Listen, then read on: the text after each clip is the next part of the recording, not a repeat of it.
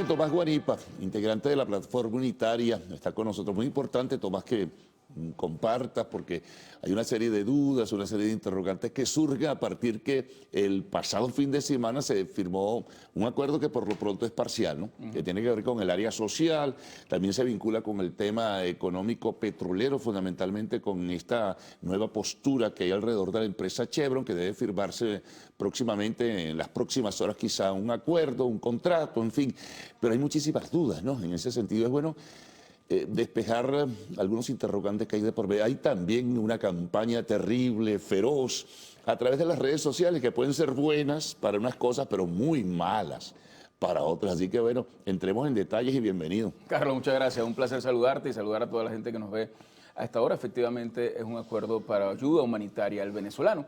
Y hay quienes dicen, bueno, le están dando 3.000 millones de dólares a Maduro. No, no es ni medio para Maduro.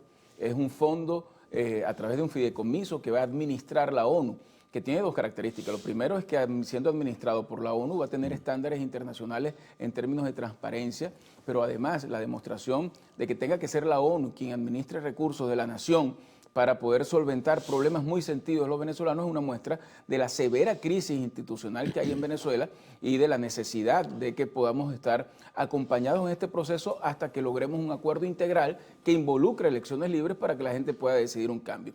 Ahora, que nosotros podamos poner como centro de nuestra discusión en un proceso de negociación al ciudadano común, que hoy llega a su casa y lo que tiene en la nevera es un closet porque sencillamente los apagones hizo que se le quemara, o a una persona que siendo paciente oncológico no puede tener su tratamiento para poderse curar, o una persona que tiene años esperando operarse, pueda operarse, una familia desnutrida pueda alimentarse, son cosas que en definitiva demuestran que para nosotros el problema de los venezolanos es un problema que hay que atender con urgencia, pero también comprendiendo que todos estos pueden ser paños calientes si no hay un cambio político en el país. Por eso es una negociación integral en la que cada parte tiene intereses. Nuestros intereses son los venezolanos y que Venezuela pueda entrar en un redil totalmente democrático, y el del régimen es tratar de ver cómo mantenerse en el poder. Sin embargo, para nosotros que el cambio en político en Venezuela se dé por el voto popular y por la decisión de la gente, nos hace estar sentados allí con la intención absoluta de poder darle a Venezuela un futuro distinto. Sí, se crea un fondo fiduciario manejado a través de la Organización de Naciones Unidas.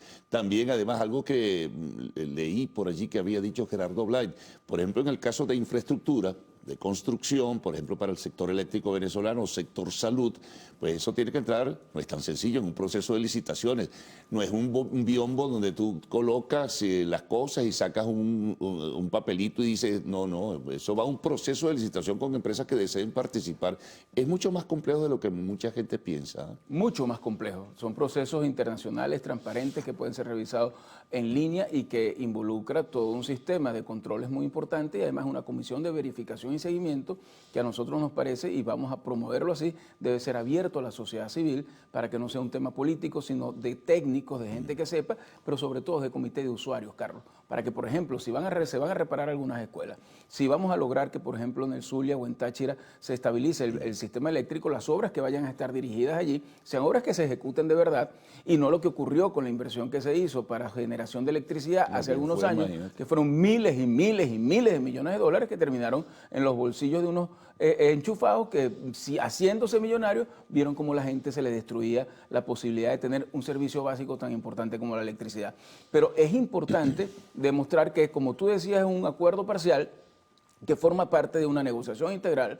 Ahora vamos a una etapa no solamente de buscar condiciones electorales para tener una elección verdaderamente competitiva, sino para rescatar los derechos civiles, humanos y políticos de los venezolanos. Sí, porque esa es una de las críticas fundamentales que surgen. Aparte de la simpleza y aparte de la manipulación y a veces hasta del odio que se despide por redes sociales, hay una situación que organizaciones no gubernamentales se están criticando. Bueno, y el tema de los derechos humanos, el tema de los presos políticos, el tema, bueno, ya lo mencionaste, de la transparencia electoral para participar en el proceso del 2024.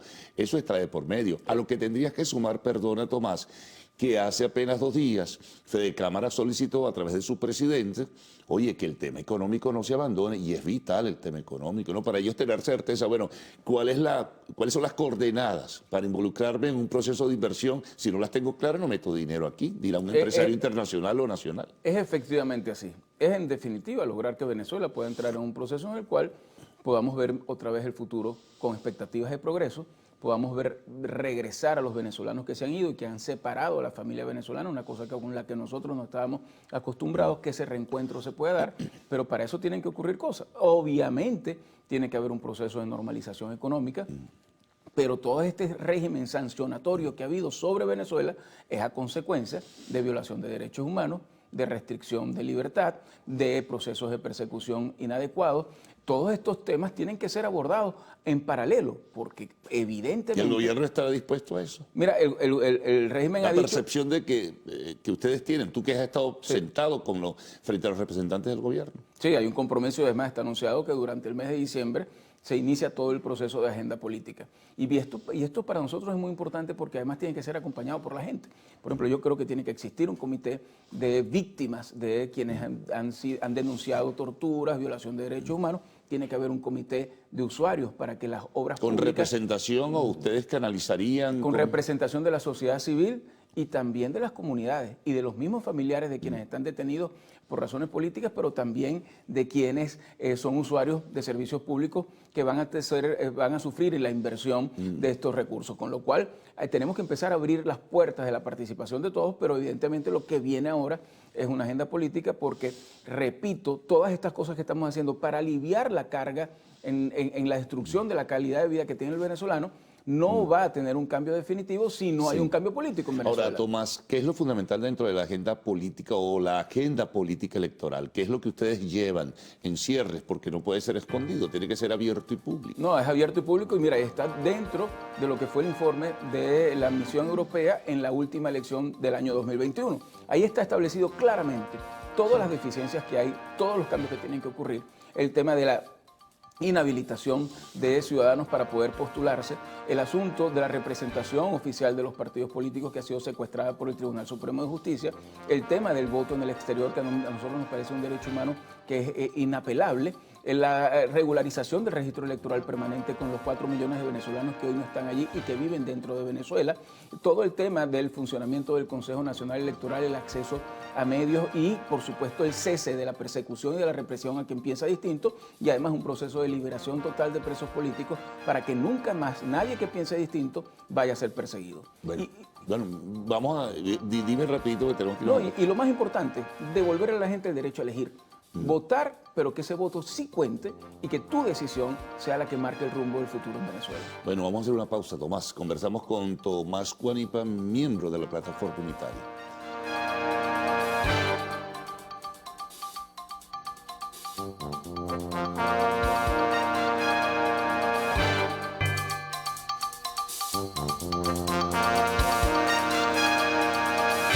Bien, continuamos conversando con Tomás Guanipa, miembro de la Plataforma Unitaria. Tomás, te mencionaba, este llamado que hizo Fede Cámara me llamó la atención porque el tema económico no puede escapar también este tipo de conversaciones, por más que hay iniciativas, hay cierta flexibilidad que está haciendo o promoviendo el gobierno para que la economía privada se incorpore al proceso de recuperación, pero hace falta más una mayor definición y a mí me parece que ese llamado del organismo empresarial es muy importante. Mira, ahí hay dos cosas fundamentales. La situación económica que vive Venezuela es producto de 23 años de errores y de un manejo desastroso de la economía por quienes han estado en el poder. Esa es la verdad. Cuando el régimen, todo este régimen de sanciones que empezaron a ocurrir, que empezaron con sanciones personales y después terminaron siendo sanciones también económicas, hay que recordar que la producción petrolera ya estaba en el suelo, la inflación disparada, el bolívar no servía para absolutamente nada, la gente hacía colas gigantescas para poder comprar y no había ni una sola sanción. Lo cierto es que las sanciones son producto de eventos que han ocurrido en Venezuela que tienen que ver con violación de derechos humanos, con restricción, con procesos de persecución absolutamente fuera de la ley y todas estas cosas generaron esto. Ahora, yo estoy de acuerdo con el planteamiento que hace Fede Cámara de buscar un mecanismo en los cuales los empresarios que están dando una lucha por sobrevivir puedan tener oportunidad de echar para adelante. Ahora, lo que ocurrió con el tema Chevron es un gesto clarísimo de que Estados Unidos y países libres que tienen, que han tomado esas medidas, están dispuestos a modificarlas en la medida que haya acuerdos políticos. Sí, y eso es muy eso importante. lo ha dicho la propia voz oficial del Departamento de Estado, en el caso concreto, hace unos pocos días. Exactamente. Entonces, ¿qué es esto? Una oportunidad. ¿Para quién? Para los venezolanos. La gente dice, no, eso es una oportunidad para Maduro. No, vale, eso no tiene nada que ver con Maduro. No es que si ustedes se sientan es porque están claudicando. Al contrario, nos estamos sentando para defender lo que creemos, elecciones libres, derecho a la propiedad, derecho al progreso, derecho a poder ser respetados. Y quienes piensan además que al final estamos haciendo el juego a Maduro. Pero ¿por qué no vemos entonces en esta oportunidad, cuando por primera vez en una negociación participa Estados Unidos, participan países tan importantes como Noruega, como Holanda, como España, ¿por qué no lo vemos como una oportunidad para que los venezolanos podamos llegar a acuerdos a pesar de las profundas diferencias que tenemos en función de los derechos de los venezolanos? Lo que pasa también es que se ha creado una carga de prejuicios. De nuevo, se ha reinsertado la antipolítica y hay un tema ahí que está en el contexto también, Tomás, que es fundamental. ¿Cómo van a rescatar ustedes la credibilidad de los partidos políticos, de los líderes políticos de la oposición frente a un colectivo que desconfía, que recuerda el caso Monómeros, que habla el tema de Citgo, que habla de los sueldos que recibían representantes internacionales? Bueno, eso está dentro de una realidad que la gente se ha cargado contra no todo el universo político opositor, también contra el gobierno. Sí. Es decir, la descalificación es contra todo el universo político, pero la oposición está recibiendo bien duro en ese sentido. Bueno, yo creo que aquí el tema es primero reconocer las cosas que se hayan hecho mal, pedir disculpas por los errores, pero seguir adelante y no rendirnos. Y en ese sentido, aquí hay temas importantísimos, que podamos reunir o reunificar a la oposición en torno a un liderazgo que sea electo por la gente, es muy importante porque abre la oportunidad de que la gente decida quién quiere, independientemente de los partidos que puedan representar. Por eso hemos creado una comisión de primaria de tan altísimo nivel que da garantías a los que quieren ser electos como candidatos de poder participar en igualdad de condiciones, como al elector que puede participar y votar. En segundo lugar, tener una política realista, Carlos. No podemos seguir aferrados a instrumentos que, siendo medios que se crearon para lograr un cambio, no funcionaron. Los instrumentos no pueden ser fines en sí mismos. Y la política real indica lo siguiente: el mayor problema que tienen los venezolanos es que quien está en Miraflores es Maduro. Y siendo así, nosotros somos una oposición que tiene que articularse para poder derrotar electoralmente a Maduro y abrir las puertas a un cambio definitivo en Venezuela. Y por eso en este momento la herramienta que se nos pone como la más eficiente para lograr condiciones electorales es también el proceso de negociación. Y hay que verlo desprejuiciadamente. Imagínate tú que a Nelson Mandela le hubiesen dicho que con los asesinos que llevaban el apartheid no se podía negociar. Nunca hubiese habido un cambio en convencer a la gente, 27 años preso, además. Sí, convencer a la gente de ese hecho que tú señalas no es fácil, no va a ser fácil, sobre todo porque hay una carga de prejuicios acumulada, más lo que viene del exterior, más los que son grupos radicalizados en el exterior que influyen a lo mejor en políticas de diversos países donde hay refugio de venezolanos. Qué complicado es todo esto, ¿eh? Muy complicado, y entre otras cosas, una cosa que nosotros tenemos que evitar es que la cubanización del país nos lleve a la cubanización también de la oposición, donde el que está afuera entonces termina diciendo, no, es que está adentro, no puede hacer nada y somos nosotros los que estamos afuera los que podemos liberarlo. Así dicen los cubanos que están afuera y han pasado 60 años y cumplirán los 100 años en resistencia, cuando al final lo que hay que hacer es unir esfuerzos entre todos y ayudar a los que están luchando adentro para que ese cambio se pueda dar. Yo estoy consciente que el venezolano tiene una gran frustración, entre otras cosas porque se le ha prometido un cambio que no se ha dado, pero también el venezolano identifica claramente que el desastre que está viviendo es producto de la mala gestión de Maduro. Y en el momento de votar, si nosotros hacemos las cosas bien para unirnos, y es la gente quien decide nuestro candidato, verás que vamos a poder lograr un triunfo contundente, y por eso hay que aprovechar este tiempo de la negociación para prepararnos a ese evento. Ahora, ¿tú crees que se va por buen camino, que se va a lograr ese perfil unitario, que va a surgir una primaria? Bueno, sin contratiempos es imposible porque va a haber contratiempos, pero que va a surgir un candidato único, unitario, diría mejor no único, para poder entonces competir con Maduro en el 2024? Mira, yo te lo digo además desde haber tenido posiciones de escepticismo. El haber logrado que nos hayamos puesto de acuerdo en nombres tan importantes como el doctor Casal, como Guillermo Tell, como María Carolina Oscate y tantos otros que están allí, para que sean los que dirijan el proceso interno de la oposición, que no están vinculados a partido alguno, que todos lo respetan, que su actuación trasciende a la plataforma unitaria, creo que es una gran noticia, porque eso permite que todo el que antes tenía dudas sobre la transparencia de ese proceso pueda participar como candidato, como elector. Hay otro elemento, y perdona Tomás, bueno, la participación del Consejo Nacional Electoral. Hay dentro de la estructura opositora factores que se niegan a que el CNE participe. Eso les va a enredar el papagayo. Pero yo creo que eso es un tema de sentido común. En el año 2012... Por lo menos una asistencia o asesoría técnica van a tener que tener. En el año 2012 nosotros tuvimos la asistencia técnica del Consejo Nacional Electoral. Las máquinas de votación son de todos los venezolanos.